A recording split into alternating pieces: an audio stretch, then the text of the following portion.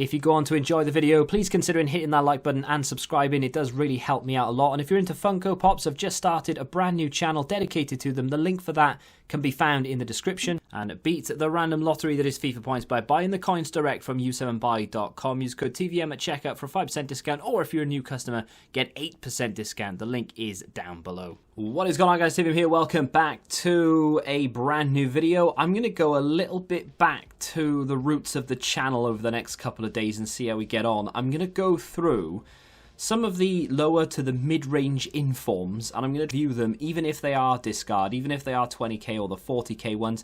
I'm going to go through them because not everyone plays this game for the same reason. So not everyone is going to go and look for the best version of Ronaldo that they can pick up, or Neymar, or any of the top guys. Some people will want to play with fans, with the players that they're fans of the club of, if that makes sense. So Leeds fans out there, this could be one for you.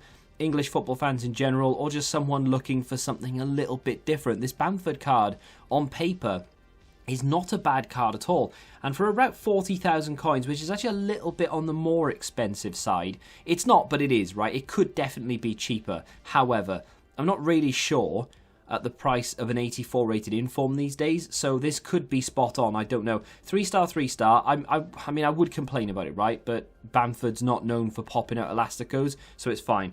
You've got high work rates. Getting a little bit more on the disappointing side there for the high defensive, but 6'1", left-footed, 84 acceleration, 88 sprint speed. That is not something you would have associated with Bamford at the very start of the game. He started life off as a 71 rated non-rare silver card, 69 acceleration, 73 sprint speed. Here we are, 25th of March, with an 84 rated third in form, 84 acceleration, 88 sprint speed, really good positioning, 96, and that tells in game big time.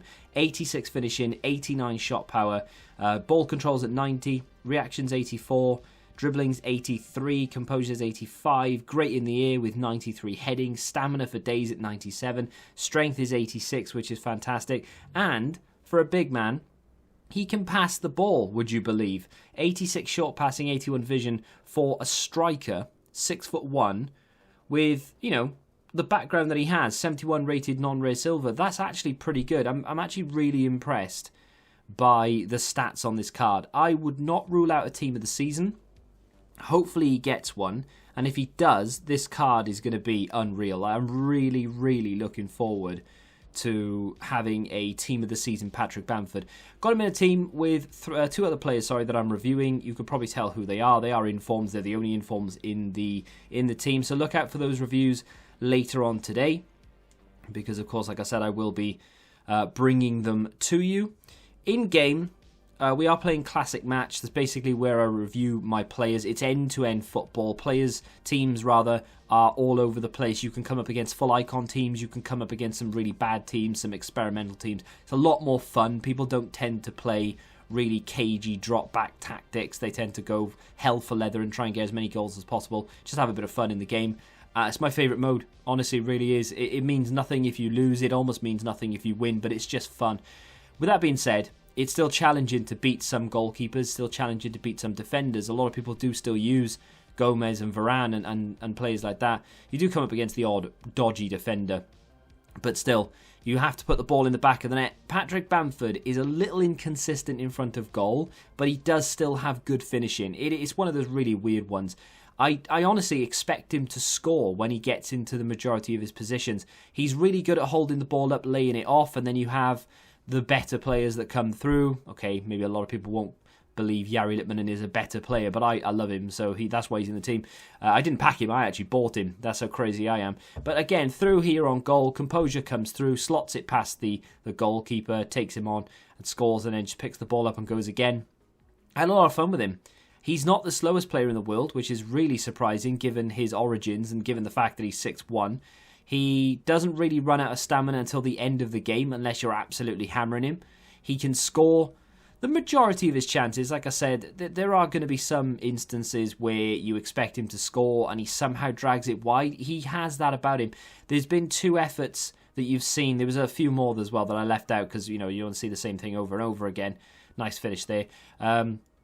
Where he's dragged it wide. Like, he's literally pulled it wide. You can see it arcing past the post.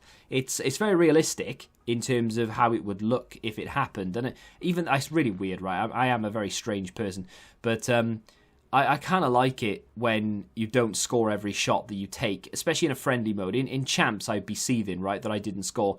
But in a friendly game, it's very realistic. I like it. It looked good, even though I didn't score. He does everything right, but put the ball in the back of the net, so I'm not going to moan about it. I had a lot of fun with him. And I think that's what this card is going to be all about. I have changed my review screen very, very slightly. And I'll show you what I mean in a second. And it's going to be a new thing that I think I'd probably take into the next FIFA as well. But again, another one that he's just dragged wide. His finishing's not quite there. I mean, it is, but it isn't, right? It's good, but it's not quite bang on.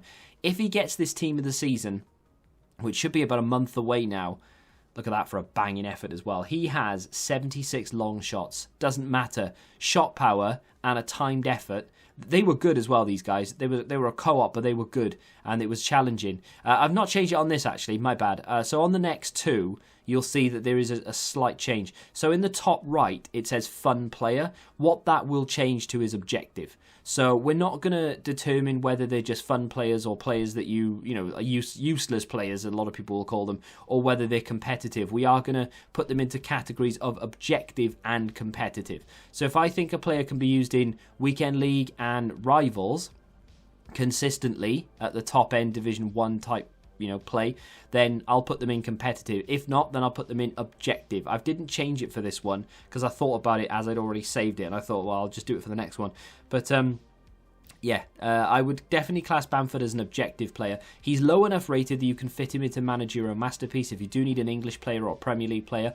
He's going to be very, very good against lower rated defences, 100%. If you come up against okay, Klosterman's still a good defender, but the sort of base version of Klosterman and the other sort of Nathan Ake and that type of player that you come up against a lot in managerial masterpiece, he's going to be very good against them. He has great strength. He's pretty good on the ball. I wouldn't say very good on the ball. He's pretty good on the ball. He comes deep to retrieve it as well, and that could be a bad thing, but at the same time, it's a good thing because he's very good at holding the ball up.